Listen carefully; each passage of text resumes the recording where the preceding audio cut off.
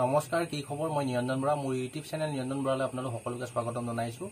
এইবাৰ যি ADRE ৰিক্ৰুটমেন্টৰ gate 3 gate 4 এক্সামসমূহ হ'বলৈ গৈ আছে ইতিমধ্যে সকলোৱে হয়তো এক্সামৰ ডেটসমূহ গম পালে। আগত মই অলৰেডি ফুল ডিটেইলছত ভিডিঅ' বনাই থোৱা আছে তলৰ ডেসক্ৰিপচনতে সেই কি ডেটৰ এক্সামসমূহ হ'ব এতিয়াও যদি আপোনালোকে গম পোৱা নাই তলৰ ডেসক্ৰিপচনৰ লিংকৰ পৰা সেই ভিডিঅ'টো চাই ল'ব। তাত অলৰেডি মই ফুল ডিটেইলছত ভিডিঅ' বনাই থোৱা আছে। গেট 3 গেট 4 ড্ৰাইভাৰকে ধৰি যিখিনি ফ'ৰ্থ গেটৰ থাৰ্ড গেটৰ এক্সাম হ'বলগীয়া আছিলে মই ফুল ডিটেইলছত কোন তাৰিখত হ'ব অলৰেডি বনাই থৈছো। সেইটো ভিডিঅ' তলৰ ডেসক্ৰিপচনৰ লিংকৰ পৰা গৈ চাই ল'ব। এই ভিডিঅ'টো আপোনালোকে এইবাৰ সকলোৱে গেট 3 গেট 4 এক্সাম দিবলৈ নাপায় আৰু বিপদত পৰিবও পাৰে। কোনে আপোনালোকৰ বিপদত পৰিব পাৰে, কোনে এক্সাম দিবলৈ নাপায় কিয়নো তেওঁলোকৰ এডমিট কাৰ্ড এবাৰ নাহিব। ফুল ডিটেইলি ভিডিঅ'টো কম। ভিডিঅ'টো আৰম্ভ কৰাৰ আগত এটা কথা কৈছো, ভিডিঅ'টো স্কিপ কৰি নিদিব। স্কিপ কৰি দিলে গোটেই কথাখিনি ভালদৰে বুজি নাপাব। আৰু চেনেলটো যদি এতিয়ালৈ ছাবস্ক্ৰাইব কৰা নাই ছাবস্ক্ৰাইব কৰি ৰাখি ল'ব।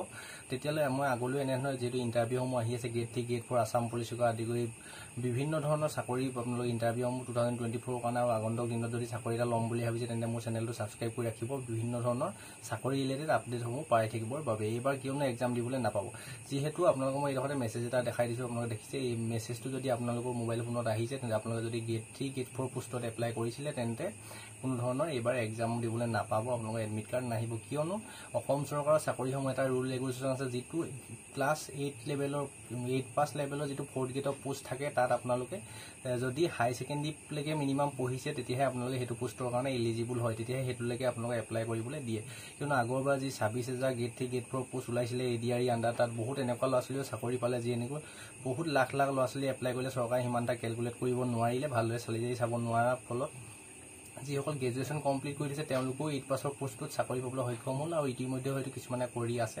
আৰু এইবাৰ দেখিছে পোষ্ট যিহেতু কম আছে 12,000 13,000 মানহে পোষ্ট আছে, তাত দেখিছে 15 পৰা 20 লাখ ল'ৰা ছোৱালী এপ্লাই কৰিছে।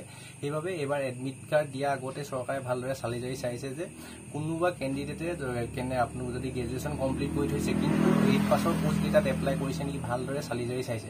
আৰু আপোনালোকে চালি জাৰি চাবলৈ যাওঁতে বহুতে হয়তো এনেকুৱা নাজনাকো কৈ দিছে 8 পাছৰ পোষ্টটো এপ্লাই কৰি দিছে।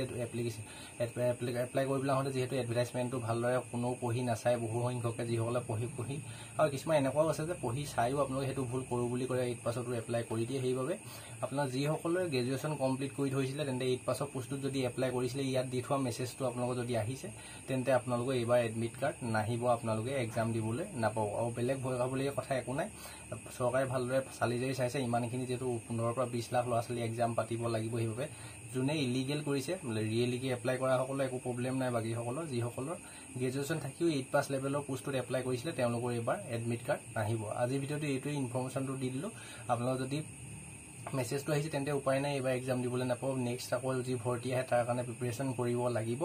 এইটো ভিডিঅ' আপোনাৰ যিমান লগৰ বন্ধু বান্ধৱী পৰিয়ালৰ সদস্য ঘৰৰ সদস্য দাদা বাইদেউ সকলোলৈকে শ্বেয়াৰ কৰি দিব।